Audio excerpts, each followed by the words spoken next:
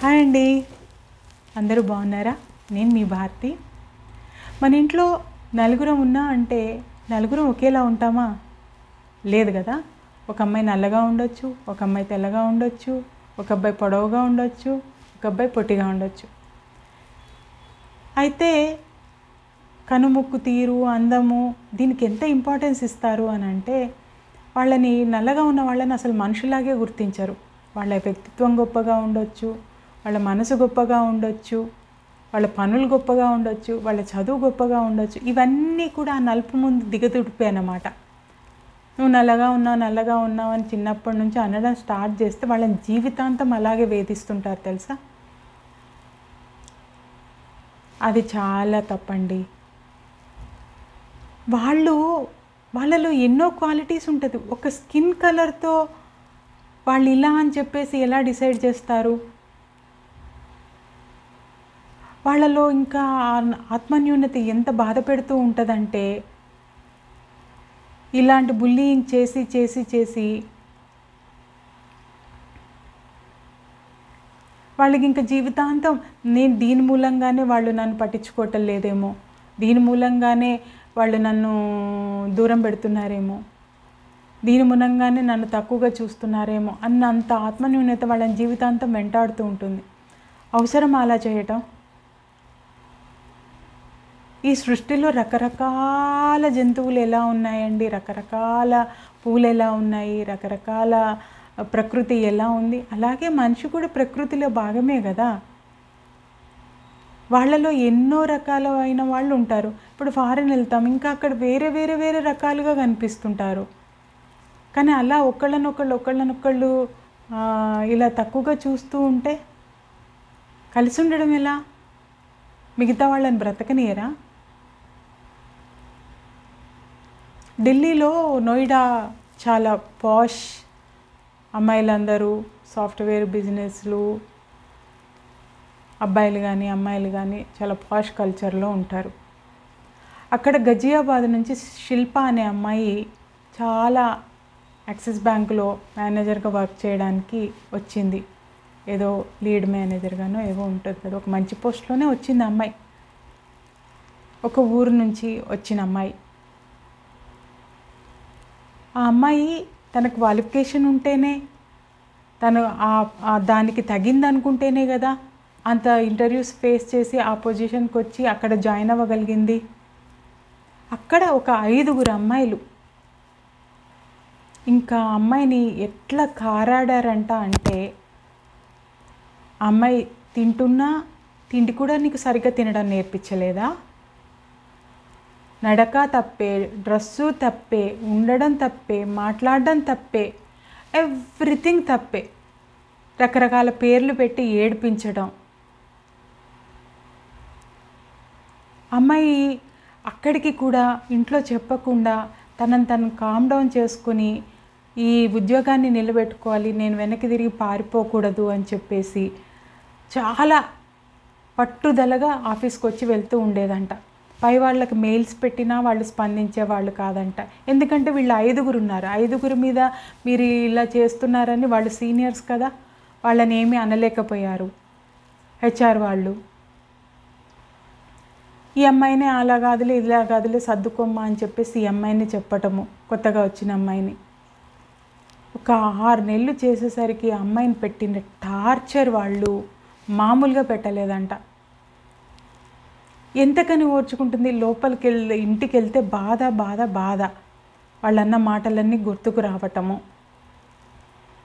Mind ఎలా పాడైపోతుందండి. మనం చెయ్యని ఏ తప్పుకైనా కానీ ఎవరన్నా ఏదన్నా అన్నారు అని అంటే, ఒక రకంగా తప్పు చేస్తే అది మనం ఒప్పుకున్నా కానీ అవతల వాళ్ళు ఏమన్నా అంటే, అయ్యో ఇలా జరిగింది ఏంటి, దీనికి మనం కారణమయ్యామేంటి అని చెప్పి ఆ బాధ ఎక్కువగా ఉంటుంది. కానీ చేయని తప్పుకి ఎవరైనా ఏదన్నా అంటే ఇంక ఎంత భయంకరంగా ఉంటుంది. వాళ్ళు అసలు నిద్రపోగలరా? అలా ఈ అమ్మాయి ఏం తప్పు చేసిందని అలా రోజు తినటం మీద, నిలబడటం మీద, డ్రెస్ మీద, మాట మీద, పని మీద 24 గంటలు అలా బుల్లింగ్ చేస్తూ కిసుక్కుని నవ్వుకుంటూ విపరీతమైన పేర్లు పెట్టి ఏడిపిస్తూ అమ్మాయిని అసలు కలవనివ్వకుండా వాళ్ళతో. వాళ్ళు మనుషులు కాదా? వాళ్ళు పోనీ వాళ్ళు చాలా అందంగా ఉన్నారు, చాలా చక్కగా ఉన్నారు, వాళ్ళు చాలా అదేంటి మంచి డ్రెస్సులు వేసుకున్నారు, మంచిగా కల్చర్ తెలుసు, ఎలా తినాలో తెలుసు, అన్నీ తెలుసు. కానీ వాళ్ళకి సభ్యత సంస్కారం ఏంటి? ఎక్కడున్నాయి అవి? ఒక అమ్మాయిని అలా హింస పెట్టకూడదు, ఒక అమ్మాయిని మాటలతో హింసించకూడదు, అది తెలుసా వాళ్ళకి? ఆ సభ్యత ఉందా వాళ్ళకి? ఆ సభ్యత లేని వాళ్ళు అసలు మనుషులు ఎలా అవుతారు? వాళ్ళు ఎట్లా విద్యావంతులు అవుతారు? అసలు ముందు ఎవరికి వాళ్ళు సంస్కరించుకోవాలండి. వాళ్ళు గొప్పగా అందంగా పుట్టగానే నువ్వు అందంగా ఉన్నావని చెప్పి అనంటే, మొన్న ఒక 8 వసంతాలు అన్న సినిమా చూశాను. అందులో చెప్తాడు ఆ డైరెక్టరు, చెప్పిస్తాడు అమ్మాయితో, నువ్వు అందంగా ఉన్నావు కాబట్టి ఇది అచీవ్ చేసావు అని తేలిగ్గా అనేస్తారు. కానీ వాళ్ళ వెనక ఉన్న వాళ్ళ శ్రమని, వాళ్ళ పట్టుదలని, వాళ్ళు పడిన కష్టాన్ని ఎవరు గుర్తించారు. అందంగా ఉన్నందుకు ఛాన్సులు కొట్టేసింది. అలా అందమైన వాళ్ళ మీద అలాంటి అది, అందంగా లేని వాళ్ళ మీద అందం అంటే ఏంటి? ఎంతవరకు అందం? బాహ్య సౌందర్యం కాకుండా మానసిక సౌందర్యం చాలా గొప్పది. వీళ్ళు ఎంత అందంగా ఉన్నా వీళ్ళ నీచ నికృష్టులు అన్నమాట. అమ్మాయిని అట్లా వేధించేవాళ్ళు, ఒకళ్ళని హింసించేవాళ్ళు, ఒకళ్ళని వేధించేవాళ్ళు. వాళ్ళు మనుషుల్లో ఎలా కనిపించినా కానీ వాళ్ళు ఎలా అందమైన వాళ్ళు అవుతారు? అందమైన హృదయం ఉన్న వాళ్ళే అందమైన వాళ్ళు. అలాగే మామూలుగా చేసుకుని తీసుకొచ్చిన కోడళ్ళను కూడా అలాగే ఏదో ఒక పేరు పెట్టి హింసిస్తూ ఉంటారు. ఇలా ఉన్నామని, అలా ఉన్నామని. ఆ భర్త ప్రేమించే చేసుకుంటాడు కదా, ఇష్టమయ్యే చేసుకుంటారు కదా. ఆ తర్వాత వీళ్ళు పెట్టే హింసలు, వీళ్ళు పెట్టే మాటలు, వీళ్ళు పెట్టే అది, వాళ్ళు ఎంత ఆత్మన్యూనతకి గురవుతారు. అందులో నుంచి ఓవర్కమ్ ఎలా అవుతారండి? అదే మోస్తూ తిరుగుతారు కదా. ఎందుకు? మిమ్మల్ని పుట్టించింది ఎదుటి వాళ్ళని అలా హింసించడానికా? ఆఖరికి ఆ శిల్ప ఒక అమ్మాయి ఎంతగా అనంటే ఇంకా భరించలేనంతగా మాటలు అంటుంటే కొంచెం గట్టిగా అరిస్తే ఆ అమ్మాయి భౌతిక దాడికి కూడా దిగిందంట. ఇంకా ఈమె భరించలేక లేచి కొడితే నన్ను కావాలని కొట్టింది అది ఇది అని చెప్పేసి హెచ్ఆర్ వరకు తీసుకెళ్ళి మేనేజ్మెంట్ వరకు తీసుకెళ్ళారంట. మేనేజ్మెంట్ వరకు తీసుకెళ్తే వాళ్ళేమో మొన్నటిదాకా ఈ అమ్మాయి ఇన్ని కంప్లైంట్లు చేసినా ఏం పట్టించుకోని వాళ్ళు ఇప్పుడు వాళ్ళు కంప్లైంట్లు చేసేసరికి ఈ అమ్మాయిని జాబ్లో నుంచి తీసేశారంట.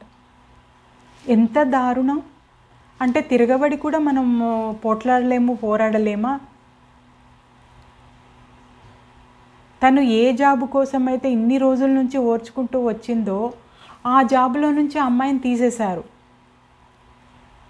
తననే మాటలని తన మీద భౌతిక దాడికి దిగి ఈ అమ్మాయి ఎదురు తిరగగానే మమ్మల్ని కొట్టింది అని చెప్పేసి కంప్లైంట్ చేశారు. గుడ్డి సమాజమా ఇది? అన్ని దగ్గర సీసీ కెమెరాలు అవి కూడా ఉంటుంటాయి కదా. ఎవరి మీద దాడి చేశారో చూడాల్సిందే కదా.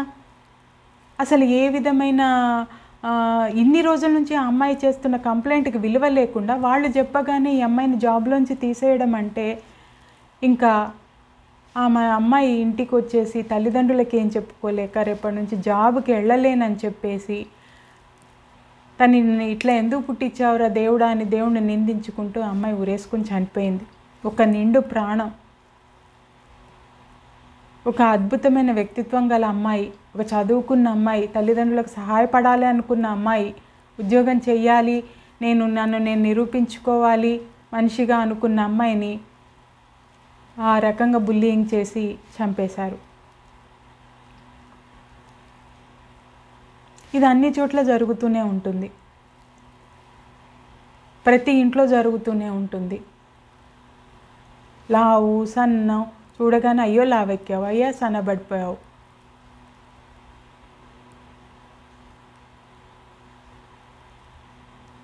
ఇంత లావుగా ఉన్నావు, ఏంటో దేనికి కొలమానం? ఆరోగ్యంగా ఉన్నామా లేదా అది మాత్రం చూడాలి. అందరు శరీర తీరాలు తత్వాలు ఒకేలాగా ఉండవు కదా.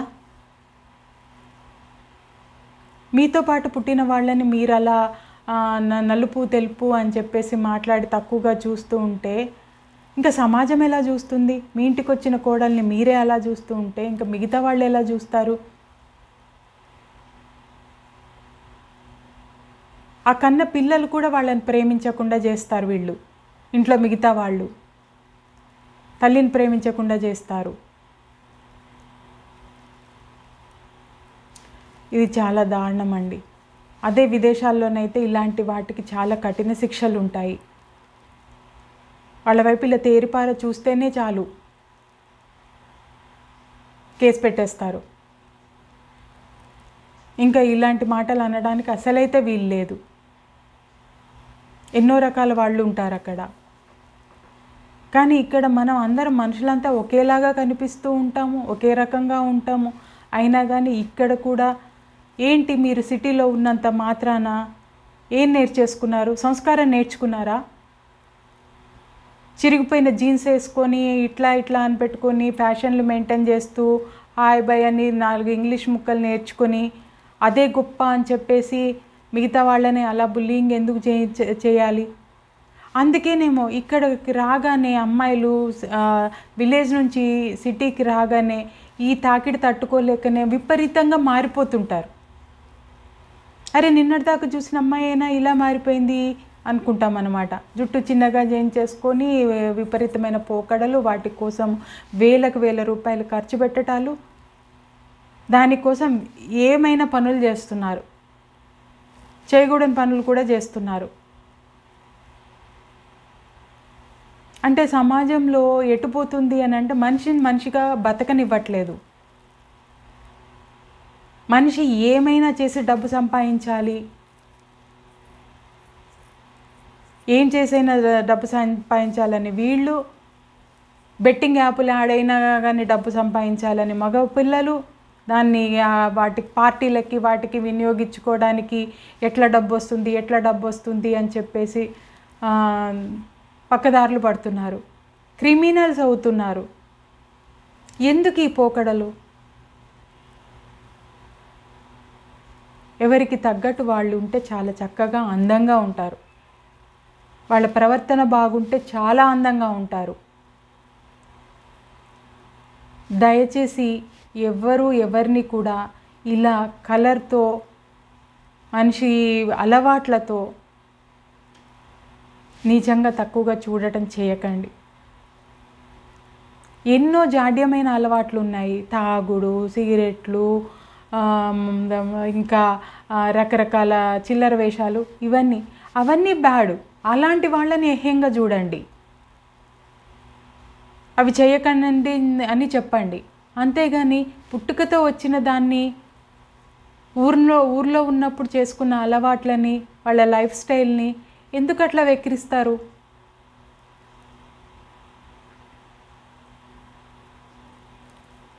వాళ్ళ చావుకు కారణమవుతున్నారు, వాళ్ళు ఆత్మన్యూనతకు కారణమవుతున్నారు, వాళ్ళు విజయం సాధించలేకపోవడానికి వెనక బ్రతకడానికి మీరు కారణమవుతున్నారు.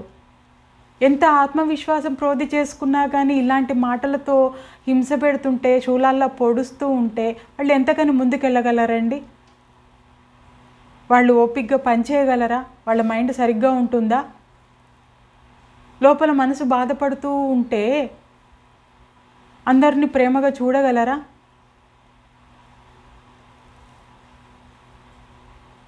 మీరే వాళ్ళని శత్రువులుగా చేస్తున్నారు. అందం అనేది మాటలతోనూ, అందం అనేది ఆహార్యంతోనూ, అందమైనది లైఫ్ స్టైల్ మెయింటైన్ చేయడంలోనూ రాదు. వ్యక్తిత్వంతో వస్తుంది, మంచి మనసుతో వస్తుంది. దగ్గరగా చూడండి వాళ్ళలో ఎంత మంచి మనసు ఉంటుందో.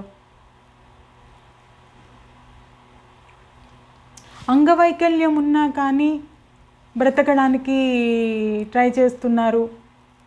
వాళ్ళని చూసి మనం ఎంత నేర్చుకోవాలి? బ్రతికి చూపిస్తున్నారు. 3 చక్రాల బండి వేసుకొని వెళ్ళి ఆఫీసులో పనిచేసి వస్తున్నారు. కాళ్ళతో నడవలేకపోయినా చేయలేకపోయినా అంతకన్నా హీనమా ఇది? వాళ్ళని అందరూ అప్రిషియేట్ చేస్తాం కదా.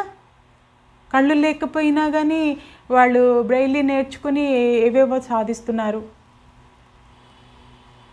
వాళ్ళనంతా బాగానే చూస్తాం కదా, గొప్పగానే చూస్తాం కదా. అక్కడికే అంటుంటారు కుంటోడని, గుడ్డోడని. ఒరే కుంటోడా ఇట్రా, ఇలా పిలిచిన సందర్భాలు లేవా? ఒరే పొట్టోడా ఇలా చేస్తున్న సందర్భాలు లేదా? వాళ్ళకి తక్కువగా చూస్తున్నది లేదా? వీళ్ళు ఎంత బడాబాబులు అని చెప్పేసి వాళ్ళని ఎందుకు పనికిరాని వాళ్ళుగా చూస్తున్నది లేదా? వాళ్ళకి ఆత్మవిశ్వాసం ఎక్కడి నుంచి వస్తుందండి మీరు ఇలా ట్రీట్ చేస్తుంటే?